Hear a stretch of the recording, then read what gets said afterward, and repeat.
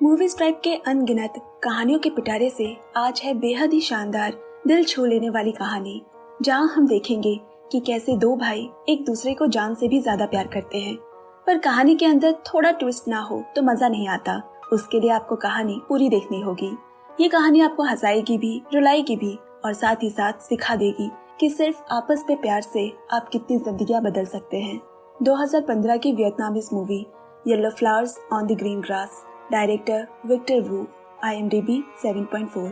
सन 80 का दशक, वियतनाम में बसा एक सुंदर सा हरा भरा गांव, जहां रहते हैं दो भाई थ्यू और टुओंग। उनका परिवार गरीब है। दोनों भाई हमेशा जहां भी जाते साथ ही रहते, साथ खेलते, साथ सोते भी। थ्यू 12 साल का बड़ा भाई है और टुओंग 7 साल का छोटा। दोनों पत्थर से खेल रहे हैं। किसका पत्थर किसको पहले लगेगा। खेलते खेलते टुओंग का पत्थर पहले बड़े भाई को लगा। ये देख वो बोला, हमें अब रुक जाना चाहिए भैया। लेकिन थ्यू नहीं रुका। नहीं, खेलते रहो, तुम अच्छा खेल रहे हो, ठीक से खेलो। इतनी ही देर में थ्यू को एक और पत्थर जा लगा, जिससे कि वो नीचे गिर गया। जैसे ही टुओंग उसे देखने पास गया, तब बेईमानी कर थ्यू ने उसके सर पर जोर से पत्थर मारा। वो छोटे भाई से कैसे हार सकता है। पत्थर इतनी जोर का लगा कि उसके सर से खून बहने लगा, मगर फिर भी टोंग उसे कुछ नहीं कहता। तभी उनके बाबा वहां आ गए। टोंग ने बड़े भाई को जल्दी भाग जाने को कहा, नहीं तो उसे डांट मिलेगी। दोनों भाई बिल्कुल ही अलग है। टोंग मासूम, समझदार और बड़े भाई से बहुत प्यार करता है। वहीं दूसरी तरफ थ्यू मतलबी और जिद्दी है। अगली सुबह दोनों भाई साथ में बैठे हैं। टोंग के हाथ में उसका पालतू मेंढक है, जिसका नाम उसने कुकव रखा है। टोंग को फेरी टेल्स, राजा रानियों की कहानियां पढ़ना बहुत पसंद है, इसीलिए उसने मेंढक का नाम भी किसी लोक कथा के ऊपर रखा है। दोनों मेंढक के बारे में बात कर रहे हैं। वो मेंढक टोंग को बहुत प्यारा है। अब थ्यू ने उसका मजाक उड़ाते हुए कहा, भाई तुम दिन में सपने देखना बंद करो कि तुम्हारे पास भी कोई राजकुमारी आएगी और तुम कभी राजकुमार बनोगे। क्या राजकुमारी असलियत में होती है? टोंग ने बड़ा सवाली होकर पूछा, पर जवाब ना में आया। उनके बाबा मजदूरी का काम करते हैं और माँ बाजार में साग सब्जियां बेचना और भी दूसरे काम करती। रात के समय टोंग के बाबा के भाई यानी अंकल डैन, जो कि हैंडीकैप्ड है, उन्हें डरावनी भूतों की कहानियां सुना रहा है। वो अक्सर अंकल डैन से कहानियां सुना करते और दोनों की डर के मारे हालत खराब हो गई। उन्हें चिल्लाता सुन बाबा ने बाहर आकर अंकल डैन को भगाया और फिर थ्यू को मून की दुकान से बादाम खरीद लाने को कहा। लेकिन अभी अभी भूतों की कहानी सुन उसकी तो अंधेरे में जाने में हिम्मत नहीं हो रही, इसलिए वो छोटे भाई को भी साथ ले चलता है। बीच रास्ते में टुंग को याद आया कि अरे उसे तो अंकल डैन का एक काम करना था, और वो बीच रास्ते में ही थ्यू को छोड़ उल्टी तरफ भागा। किसी तरह डरते भागते थ्यू दुकान पहुंचा। मून भी थ्यू के साथ स्कूल में पढ़ती है। दूसरी तरफ यहाँ टोंग दरअसल थ्यू के मास्टर की बेटी विन के पास अंकल डैन का प्रेम पत्र लेकर आया है। ये बात विन भी जानती है, इसलिए उसके बाबा को शक ना हो, वो टोंग को मिर्ची देने के बहाने बाहर आई। अब अगले दिन स्कूल में किताब पढ़ता थ्यू सामने मून को खेलता हुआ देख रहा है। उसे मून पसंद आने लगी है। उसी रात टोंग फिर से विन के घर अंकल डैन का खत देने गया, मगर इस बार मास्टर बाहर निकले। उन्हें देख उसकी बोलती बंद हो गई, क्योंकि हर बार टोंग का है कि वो यहाँ कुछ न कुछ लेने आ जाता है, जिससे उन्हें कुछ तो शक हुआ। सोते समय वो अपने बड़े भाई को ये सारी बातें बता रहा है। ये काम वो बहुत समय से कर रहा है, कभी मिर्ची के बहाने तो कभी नींबू तो कभी कुछ। थ्यू ने बड़ी दिलचस्पी लेते हुए पूछा, क्या तुमने कभी कोई खत खोलकर नहीं देखा? हाँ, एक बार देखा था, जिसमें एक कविता लिखी हुई थी, पर मुझे बस उसकी 2 लाइन ही याद है। बहुत बड़ी कविता थी। जब भगवान बीमार होते हैं तो आसमान बरसता है, तुम्हारे बारे में सोचकर ही मुझे प्रेम रोग लग जाता है। अगले दिन थ्यू उसी कविता की लाइनें एक पन्ने पर लिख रहा होता है, जो सॉन ने देख ली और थ्यू के कंचे के बदले वो मून तक वो खत पहुंचा देता है। लेकिन तभी मास्टर ने मून के हाथों में वो खत देख लिया और मून ने वो मास्टर को दे दी, जिसके बाद मास्टर ने थ्यू की बहुत पिटाई की। मून चुपचाप अपना सर झुकाए बैठी है। छुट्टी के बाद मून ने थ्यू से माफी मांगी उसे मार पड़ने के लिए, लेकिन बेचारी वो तो समझ ही नहीं पाई कि थ्यू ने अपनी दिल की बात उसे कही थी। अब ऐसे ही एक दिन रास्ते में थ्यू ने दूर से टोंग को किसी लड़की के साथ बात करते देखा। उसने आवाज लगाई तो वो लड़की फौरन वहां से भागकर जंगल में चली गई। तुम यहाँ किससे बात कर रहे थे? थ्यू ने पूछा। ये एक राज है, पर तुम मेरे भाई हो तो मैं तुम्हें बता देता हूँ। मैं ना राजकुमारी से बात कर रहा था। थ्यू ने उसके सर पर मारते हुए कहा, पागल, तुम और तुम्हारी कहानियां, घर जा। मैं मून के यहाँ सामान खरीद कर आ रहा हूँ। वहाँ थियो को एक अजीब से पुराने घर से कुछ आवाजें सुनाई पड़ी। जाकर देखा तो वहाँ ताला लगा हुआ है। अचानक से मून उसे खींचते हुए थोड़ी दूर ले आई और बोली, वहाँ अंदर कोई चोर नहीं बल्कि मेरे बाबा है। वो शहर नहीं बल्कि यहीं पर है, क्योंकि उन्हें लेप्रोसी यानी कुष्ठ रोग है। दुखी मन से मून बोली। परेशान थियो को रात में नींद नहीं आ रही। भाई को वो ये बात बताई या नहीं, लेकिन आखिर में उसने छोटे भाई को ये बात बता दी। अब थियो मून के साथ ज्यादा समय बिताने लगा। मैथ्स के सवाल भी हल करके उसे दिया करता। उसे मून के साथ समय बिताना, बातें करना अच्छा लगता है। उसने मून से भी ये कहा, और मून, मुझे भी तुम्हारे साथ अच्छा लगता है, कहकर वहां से भाग गई। ये सुनकर तो थियो की खुशी का कोई ठिकाना नहीं रहता। अब अगले दिन स्कूल में वही लड़का सन थियो का गर्दन पकड़कर स्कूल के पीछे ले आया और उसे धमकाते हुए बोला, तुम मून को पसंद करते हो ना, उसे छोड़ दो और मैं तुम्हारे सारे कंचे देने को तैयार हूँ। सुन उसके क्लास का गुंडा है और उसे ये बात अच्छी नहीं लग रही कि थियो की गर्लफ्रेंड बन जाएगी, पर उसकी नहीं, जबकि वो किसी और को पसंद करता है। थियो के मना करने पर वो उसे खूब मारता है। घर आने के बाद जब छोटे भाई को ये बात पता चली तो वो बोला, भले ही हमारे पास ताकत नहीं है, मगर हम दो हो जाए तो वो कमजोर पड़ जाएगा। इसके बाद थियो सन को उसके घर से एक सुनसान जगह ले आया और फिर दोनों ने मिलकर खूब मार खाया भी और उसे मारा भी। टोंग बोला, अगर मेरे भाई को दोबारा परेशान किया तो इस बार की तरह छोड़ूंगा नहीं। बेचारा डर कर सन वहां से भाग खड़ा हुआ। अब कुछ दिन बाद गांव के सभी बच्चे अपनी अपनी लैंप बनाकर अंधेरी रात में खूब मजा कर रहे हैं। गाना खाना पीना चल रहा है। पर कुछ देर बाद एक लड़का दौड़ता हुआ आया। उसने मून को बताया कि उसके घर में आग लग गई है। सभी भागकर वहां गए। घर बुरी तरह से जल रहा है। बाल्टी पे बाल्टी पानी डाला जा रहा है, मगर फिर भी आग नहीं बुझ रही। ये वही घर है जहां उसके बाबा को छुपा कर रखा गया था।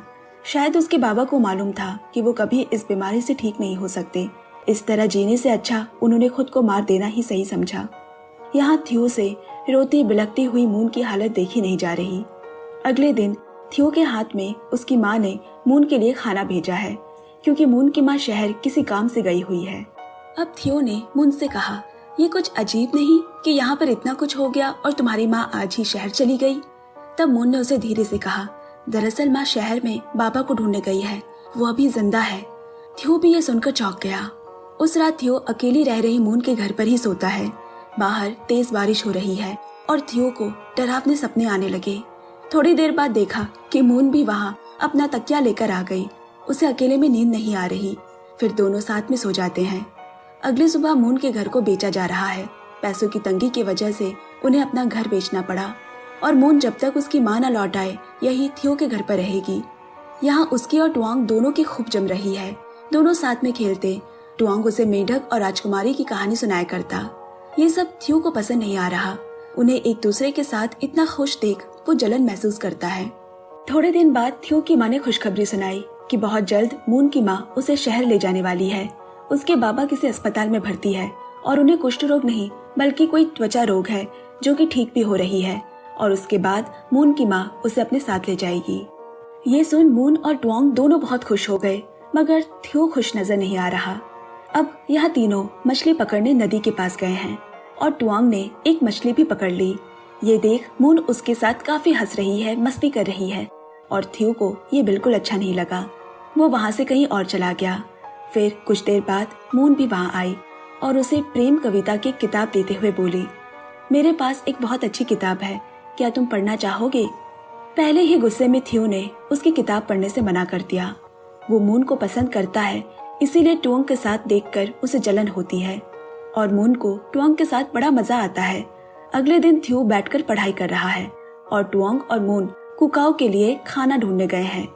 कुछ देर बाद एक आदमी आया कुछ दवाई के बारे में पूछने, लेकिन घर में कोई नहीं है तो वो खुद ही उनके रसोई घर में चला गया और वहाँ उसे टुआंग का वही पालतू मेढक मिला जिसे वो अपने साथ लेकर जाने लगा, पर थियो ने उन्हें नहीं रोका।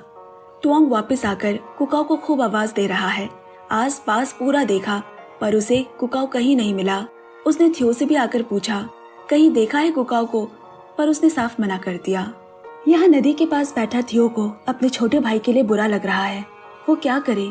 तभी उसे एक वैसा दिखता मेढक दिखा और वो उसे पकड़ खुशी खुशी भाई को देने लौट आया। टुआंग की आंखों से ये मोटे मोटे आंसू गिर रहे हैं।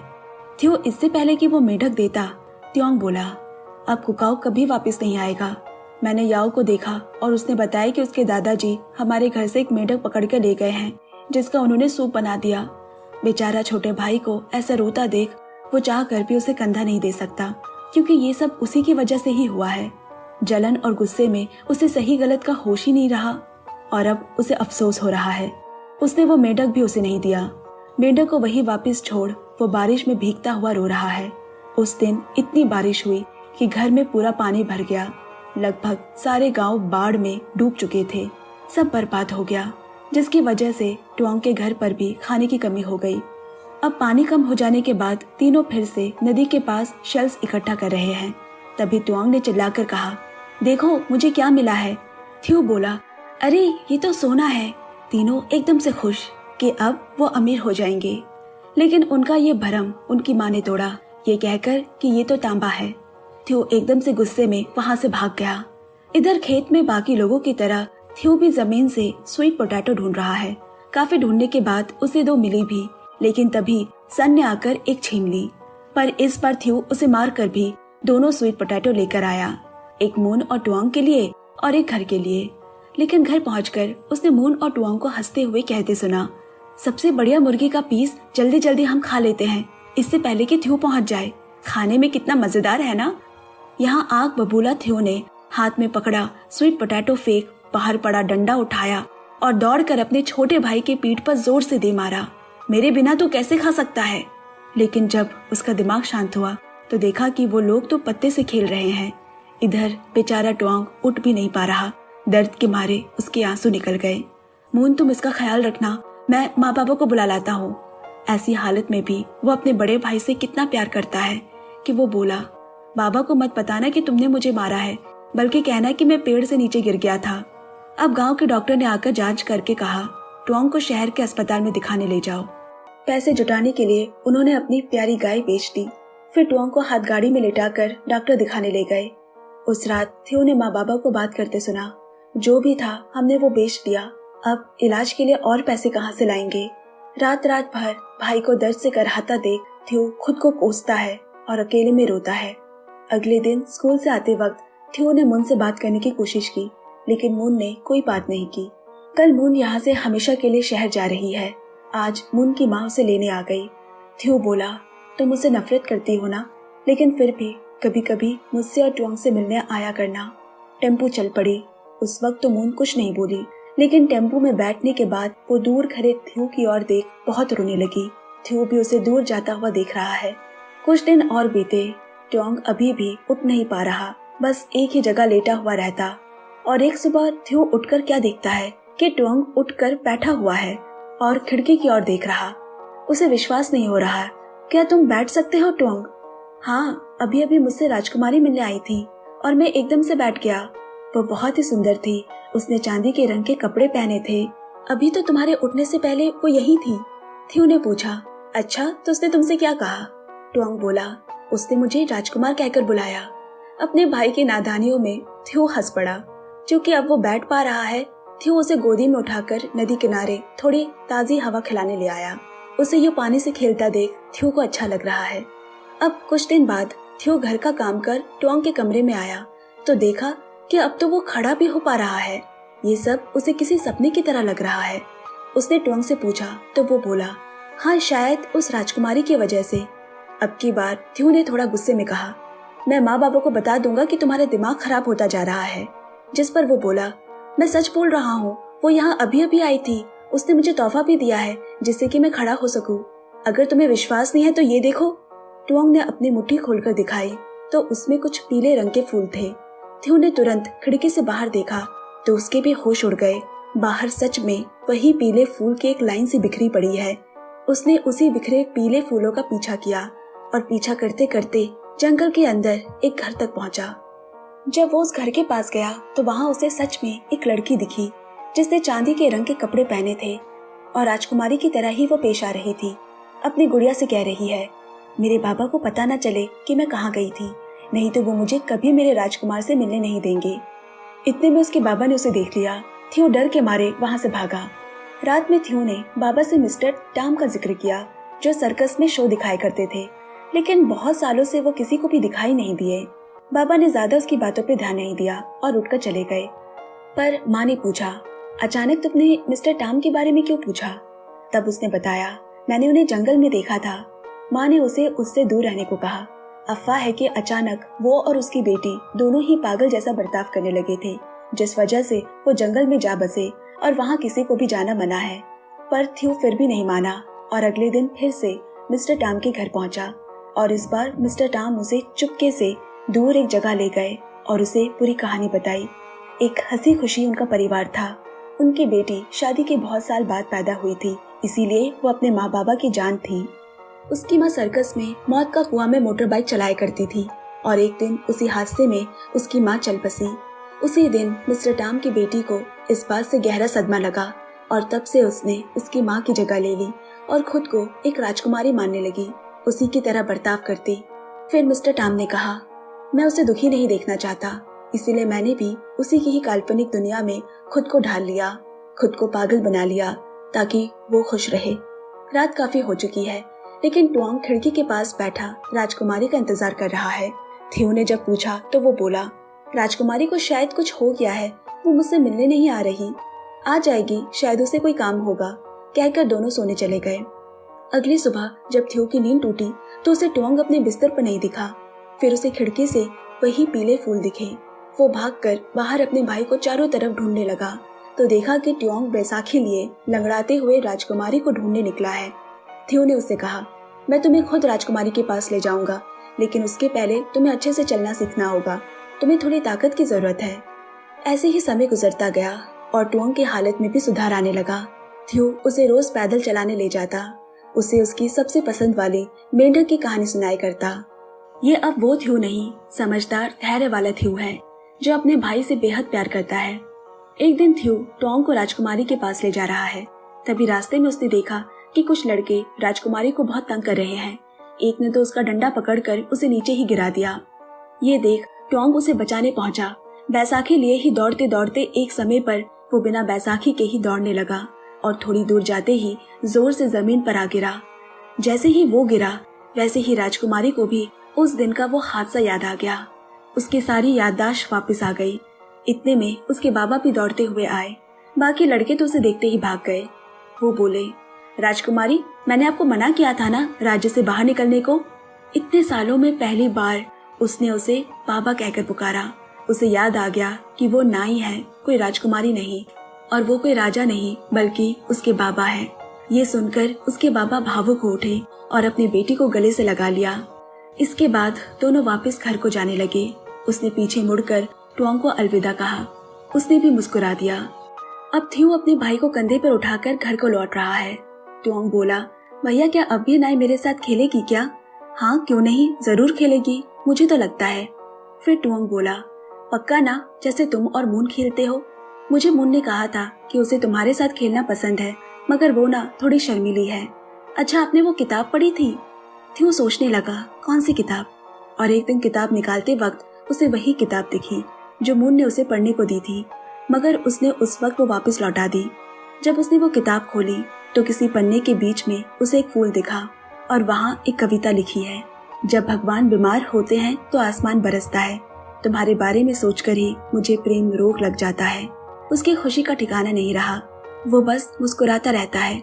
मतलब कि मून भी उसके प्यार को अपना चुकी थी, लेकिन जलन, ईर्ष्या और गुस्से में वो ये देख ही नहीं सका। लेकिन जब वो पट्टी आंखों से हटी उसे सब साफ दिखने लगा। कुछ ही लोग होते हैं जो आपसे बेइंतहा मोहब्बत करते हैं और वही आपकी जिंदगी के अनमोल चीजें हैं, उसे कभी मत खोना।